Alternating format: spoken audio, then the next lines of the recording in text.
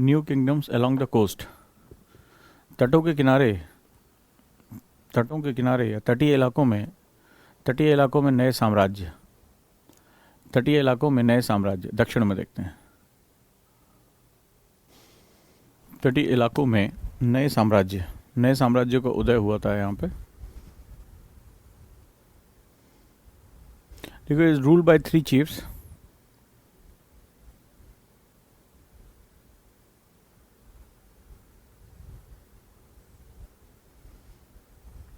It ruled by 3 chief। लिखो, 3 मुख्य शासकों द्वारा शासन स्थापित किया गया। They are called Munvendra. इन्हें मुनवेंद्र कहा गया।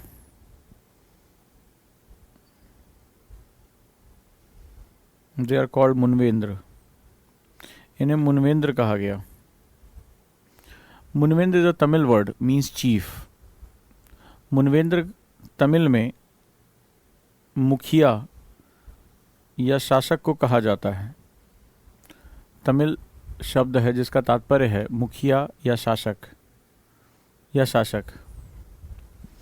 This region is ruling by 3 ruling families. This region dominated by 3 ruling families. देखो, यह क्षेत्र 3 परिवारों द्वारा शासित किया गया। 3 परिवारों द्वारा शासित किया गया।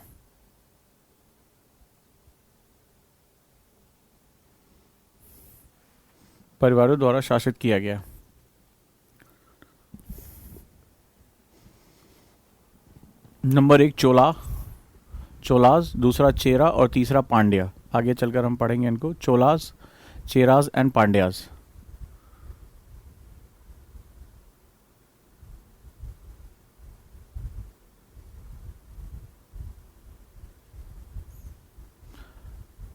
पांड्याज मदुरई में मुख्य रूप से केंद्रित थे। लिखो, देखे central in Madurai, the capital of Pandyas. Madurai, Pandya की जो कैपिटल थी वो कौन थी? वो मदुरई थी। लिखो, Madurai, capital of Pandyas. Cheras, they have 2 central powers. इनके 2 शक्ति केंद्र थे, एक इनलैंड और दूसरा कोस्ट, यानी कि भूमि के अंदर भी थे चेर, जो चेर साम्राज्य के लोग थे, चेर वंश। लिखो, भूमि के अंदर अंतःस्थल और तटीय स्थल, इनलैंड और कोस्ट। चोलास जो थे, चोलास पुहार कहलाते हैं। इनका जो सेंटर था पावर का, पुहार था। पुहार बेसिकली कावेरी पट्टनम, जो वर्तमान में जो है वो कावेरी पट्टनम है। पुहार वो कावेरी पटना नाम की जगह यहाँ केंद्रित थे। ये पोर्ट ऑफ चोलास, ये चोलाओं का, देखो, ये चोला साम्राज्य का प्रमुख बंदरगाह था। पुहार, कावेरी पट्टनम, वर्तमान का जो है कावेरी पट्टनम, ये प्रमुख बंदरगाह था, पोर्ट ऑफ चोलास। तो साउथ में जो पोर्ट एरिया थे, आपने देखा इन्होंने बड़े बड़े मंदिर बनवाए, स्वर्ण भंडार रखे। इनका व्यापार में बहुत योगदान रहा, ट्रेड्स में, नई तरह की नाव बनाने में, इकोनॉमिक सिस्टम को डेवलप करने में इनका बहुत ज़्यादा जो है वो सेगमेंट था। साउथ में सोर्स ऑफ इनकम क्या था? लिखो, आय के स्रोत। दक्षिण भारत, उत्तर भारत में हमने देखा कि जो मगध साम्राज्य था उसके बारे में हमने पढ़ा। तो मगध साम्राज्य में हमें टैक्सेशन सिस्टम के बारे में पता था, हमें हर चीज़ के बारे में पता था कि हम किस तरह से फार्मर्स पे, ट्रेडर्स पे हम जो है वो कर लिया करते थे। साउथ में क्या था सोर्स ऑफ इनकम? लिखो, आय के स्रोत। गिफ्ट फ्रॉम पीपल, क्योंकि ये लोग बड़ी मात्रा में विदेशी व्यापार भी किया करते थे अन्य देशों के साथ, तो ये बहुमूल्य रत्न, बहुमूल्य चीज़ें जो हैं वो गिफ्ट दिया करते थे। Gift from people. लिखो, लोगों से प्राप्त उपहार। ट्रिब्यूट फ्रॉम नेबरिंग एरियाज, अड़ोस पड़ोस से प्राप्त दान, अड़ोस पड़ोस के क्षेत्रों से प्राप्त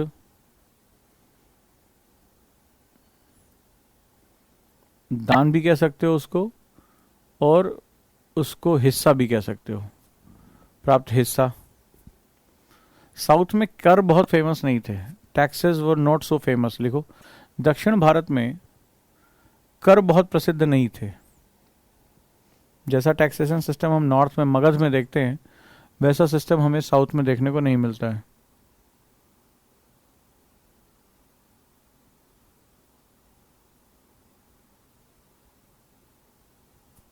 नेक्स्ट वन। अब दक्षिण भारत के साथ साथ हम पश्चिम भारत देखते हैं। पश्चिम भारत में क्या सिस्टम था, तो हमें ये पता चल गया दक्षिण भारत में हमारे पास क्या थे, चोला, चेरा और पांड्या। ठीक है, तो अब चोल, चेर और पांड्या, इनके पास सिस्टम था, तटीय क्षेत्र में बहुत ताकतवर थे।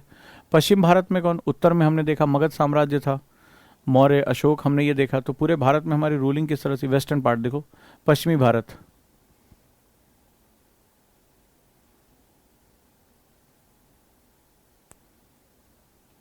यहां पर पश्चिम भारत में मुख्यतः सातवाहन वंश, आपने नाम सुना होगा।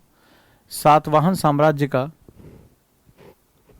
सातवाहन साम्राज्य का शासन था। हम हिस्ट्री में सब पढ़ते हैं, लेकिन अब तुम कलेक्ट कर ले रहे हो कहाँ किसका शासन था। लिखो, इसके शासकों को दक्षिण पथ कहा जाता था। दक्षिण पथ, रूलर्स वर नोन एज दक्षिण पथ, राइट। तो इस तरह से देखा कि हमने किस तरह से रूलिंग होती है। अब आ जाते हैं कुछ इंपॉर्टेंट हिस्से में जो वर्तमान में भी बड़ा महत्वपूर्ण है, और यूपीएससी ने अपने अगले चैप्टर में एनसीईआरटी ने दिया है, the story of silk route, यानी कि जो है वो रेशम मार्ग आज भी चाइना का, आपने देखा एमएसआर, मैरीटाइम सिल्क रूट उसने बनाया है, जिसमें वो लगभग आधी दुनिया को अपने व्यापार मार्गों में लेकर आने की कोशिश कर रहा है। और जब इससे पूछा गया तो इसने अपने बहुत पुराने दस्तावेज दिए कि हम प्राचीन समय से ही रेशम मार्गों के माध्यम से वेनिस तक, यानी मध्य यूरोप तक हम व्यापार किया करते थे। तो पूरब से लेकर मध्य यूरोप तक इसका व्यापार मार्ग हुआ करता। तो चलिए आज हम समझते हैं कि स्टोरी ऑफ सिल्क रूट क्या है। लिखो, रेशम मार्ग की कहानी। अब किसी स्टूडेंट ने पूछा इसको दक्षिण पथ क्यों कहा जाता है। इसलिए कहा जाता है कि जो मध्य एशिया से प्रवेश करता है, तो जब उस समय पाकिस्तान तो था नहीं, तो गांधार से लेकर, जो अफगानिस्तान से लेकर जो पेशावर, जहाँ कुषाण अपना शासन करते थे, वहाँ से होते हुए गुजरात, जो सौराष्ट्र का भाग था, गुजरात तो बहुत बाद में बना, सौराष्ट्र का भाग था जिसमें महाराष्ट्र और आज का गुजरात एक साथ थे, वहाँ से होते हम दक्कन में प्रवेश करते हैं। ठीक है, तो इसको दक्षिण पथ कहा जाता है, यानी कि दक्षिण की तरफ, साउथ की तरफ जाने वाला मार्ग। तो दक्षिण पथ ही यहाँ से होता था, मतलब जिसको भी, चूंकि दक्षिण क्या था, अभी हमने पढ़ा थोड़ी देर पहले कि वो व्यापार का केंद्र था, बड़े बड़े पोर्ट से, जो चोल, चेर, पांड्या बहुत अच्छे व्यापारिक शासक थे।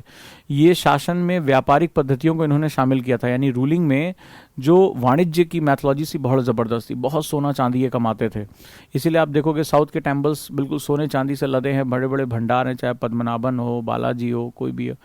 तो इस रूप में तो दक्षिण पथ ही यह होता था कि अगर आप सेंट्रल एशिया से लेकर आप प्रवेश कर रहे हैं, तो दक्षिण पथ का माध्यम होता था कि जो सौराष्ट्र से होते हुए दक्कन में प्रवेश करने का मार्ग यहीं तक जाता था, सातवाहन के रूप में जाने जाते थे। ठीक है, तो इनका बॉर्डर एरिया को ये प्रोटेक्ट करने का भी इनके पास काम था। The story of silk route, silk की कहानी, आप जानते हैं सिल्क एक बहुत ही बेशकीमती जो है वो तत्व है, अगर हम देखें उसको ध्यान से। तो बेसिकली शहतूत का, यानी मलबरी का पेड़ होता है, उस पर रेशम के कीड़े पाले जाते हैं। तो रेशम के कीड़े से जो है वो सिल्क का उत्पादन होता है। सबसे पहले चाइना में एक साम्राज्य की राजकुमारी थी, उसने सबसे पहले इसकी पद्धति की खोज की, बड़े गुप्त समय, उसने बहुत लंबे समय तक इसको गुप्त रखा। वो बड़े बेशकीमती कपड़े पहनती थी, लोग आश्चर्यचकित होते थे कि किस तरह के कपड़े हैं, इतने खूबसूरत लगते हैं, इतने चमचम करते हैं, मखमली हैं। तो लंबे समय तक उसने ये राज छुपा के रखा। धीरे धीरे राजघरानों से ये राज जो है, जब उस राजकुमारी ने रेशम की खोज की थी, रेशम के कीड़े से जो है उसने रेशम निकालना सीख लिया था, राजघराने की हो, तो धीरे धीरे ये जो है वो एक बहुत बहुमूल्य वस्तु में कन्वर्ट हो गया। उस समय ऐसी कुछ स्थितियां थी कि रेशम का जो बोलबाला चाइना में बड़े पैमाने पर इसका प्रोडक्शन शुरू हो गया। बड़े पैमाने पर शहतूत के वृक्ष से, वहाँ की जो जलवायु थी वो शहतूत के वृक्षों यानी मलबरी के जो ट्रीज़ हैं उनको बहुत सपोर्ट करती थी। रेशम के कीड़े मलबरी पे ही अपना भोजन प्राप्त करते थे, और वहीं से जो है वो क्या होता था, वो रेशम का उत्पादन होता था, रेशम का। चाइना वालों ने इस पर एक्सपर्टीज़ प्राप्त कर ली। अच्छा, उस समय ये बहुत ही लैविश, राजघरानों से संबंधित धनाढ्यता का प्रतीक हुआ करता था रेशम। पहनने में एक तो बहुत ही मखमली, बहुत ही आरामदायक, ऊपर से बहुत ही खूबसूरत ये हुआ करता था, और चाइना की एक्सपर्टीज़ थी। चाइना को एक बहुत बड़ा व्यापारिक इनपुट मिल गया, और यूरोप तक इसके माध्यम से बहुत बड़ी मांग होने लगी। तो चाइना ने धीरे धीरे इस जो सिल्क था इसको एक्सपोर्ट करने का एक जो है वो एक संस्थागत तरीका शुरू किया। चाइना में भी इकोनॉमिक बूम आने लगा, उसकी वजह से बड़ी डिमांड बढ़ने लगी। तो चाइना अपने सिल्क को पूरी दुनिया में पहुंचाने का काम करने लगा। तो प्राचीन समय से ही चाइना से जो बनने वाला सिल्क था वो पूरी दुनिया में फैलने लगा। आगे चलकर भारत में भी अलग अलग किस्म के सिल्क का उत्पादन होने लगा, लेकिन जो चाइना का सिल्क था वो बहुत ही अलग किस्म का था। ये राजघराने, जो धनाढ्य वर्ग है, संभ्रांत वर्ग है, इनका ये मुख्य जो है वो पोशाक बनने लगा।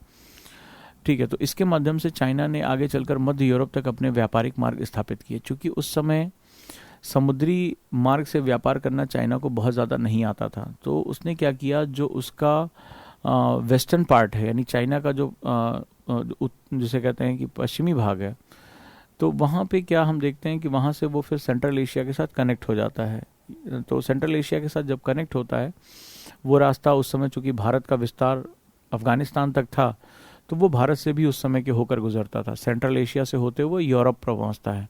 तो पूरा जो व्यापारिक मार्ग था वो यूरोप, यानी वेनिस, जो आज वर्तमान वेनिस है, वहाँ तक वो व्यापार करते थे। हालांकि ये पहाड़ी मार्ग था और बहुत ही मुश्किल मार्ग था। तो ये जो सिल्क रोड था, ये प्राचीन समय में भी, जैसे हमारे यहाँ नाथुला दर्रा, तो हिमालयी क्षेत्र में बहुत से दर्रे हुआ करते थे, पासेस हुआ करते थे। दर्रे मतलब पहाड़ के बीच से एक रास्ता निकलता था, जैसे नाथुला पास हो गया, तो यहाँ से भी सिल्क रूट हुआ करता था। शिपकीला हो गया, आज भी ये दर्रे पाए जाते हैं। तो इन सब मार्गों के माध्यम से भारत से भी होते हुए जो है व्यापार हुआ करता था। तो बात करते हैं हम लोग सिल्क रूट के बारे में। इसने एक बहुत बड़े आर्थिक एकीकरण का प्रयोग करना शुरू किया। धीरे धीरे सिल्क भारत में भी आया, इसका महत्व पहचाना गया। भारत भी सिल्क रूट से प्राचीन व्यापार किया करता था। आगे बात करते हैं, चूंकि भारत कॉटन पे मुख्यतः फोकस करता था, क्योंकि हम उष्ण कटिबंधीय क्षेत्र के थे, लेकिन हमारे भी बहुत से क्षेत्रों में सिल्क को खासतौर पर राजसी घरानों में अमीर लोगों के पहनावे के रूप में ये देखा गया। आगे बात करते हैं, the paths followed by Chinese people who went to distance lands with silk. लिखो, रेशम मार्ग वह मार्ग था, रेशम मार्ग वह मार्ग था जो चीनी लोगों के द्वारा सिल्क के व्यापार के लिए, सिल्क के व्यापार, रेशम के व्यापार के लिए प्रयोग किया जाता था। रेशम के व्यापार के लिए प्रयोग किया जाता था।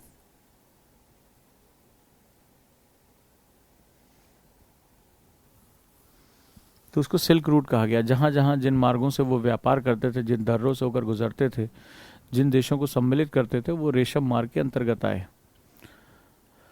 देखो, sometimes Chinese rulers and gift of silk to rulers in the Iran and West Asia. तो क्या होता था, चूंकि बहुत बहुमूल्य था, पूरी दुनिया में इसको लेकर बड़ी कहानियां थी, बहुत मांग थी इसकी, खासतौर पे शासकों के बीच में। तो जो चाइनीज़ रूलर थे, यानी कि जो चाइनीज़ शासक थे चीनी, उन्होंने इसको गिफ्ट के रूप में इस्तेमाल किया ताकि देशों के बीच में संबंध स्थापित हो सके। और कुल मिलाकर रेशम ईरान और पश्चिमी एशिया तक गया। वहाँ पे भी राजघराने इसका प्रयोग करने लगे। लिखो, कई बार चीनी शासक उपहार के तौर पर ईरान उस समय का एक बड़ा साम्राज्य था, ईरान और पश्चिमी एशिया के शासकों को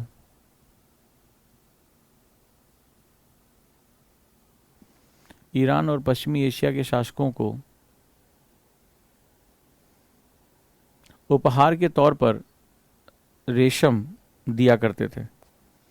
उपहार के तौर पर रेशम दिया करते थे। बहुत लंबे समय तक इन्होंने रेशम के कीट के उत्पादन के तरीकों को छुपा के रखा था। राजघरानों ने केवल पकड़ रखा था। इससे राजघरानों की आय बहुत बढ़ने लगी थी। बहुत लंबे समय तक किसी को रेशम के कीट के उत्पादन का तरीका ही नहीं पता था, तो इसको उपहार किया करते, इसलिए बहुत रहस्य था इसको। जितना ये रहस्य बना रहा, उतना चाइनीज़ रेशम की मांग होने लगी। आगे चलकर जब ये रहस्य खुलता है और लोग सीखते हैं, तो धीरे धीरे फिर दुनिया के अन्य क्षेत्रों में भी इसके उत्पादन क्षेत्र, भारत में भी इसके उत्पादन क्षेत्र, लेकिन बहुत लंबे समय तक चाइनीज़ ने इसकी उत्पादन विधियों को छुपा के रखा। तो जिसकी वजह से लोग रहस्य, ये कपड़ा तो चाहते थे, लेकिन वो उत्पादन का जो सेंट्रल पावर थी वो केवल और केवल चाइना थी। चाइनीज़ राजघरानों की आय में ज़बरदस्त बढ़ोतरी हुई थी इसकी वजह से।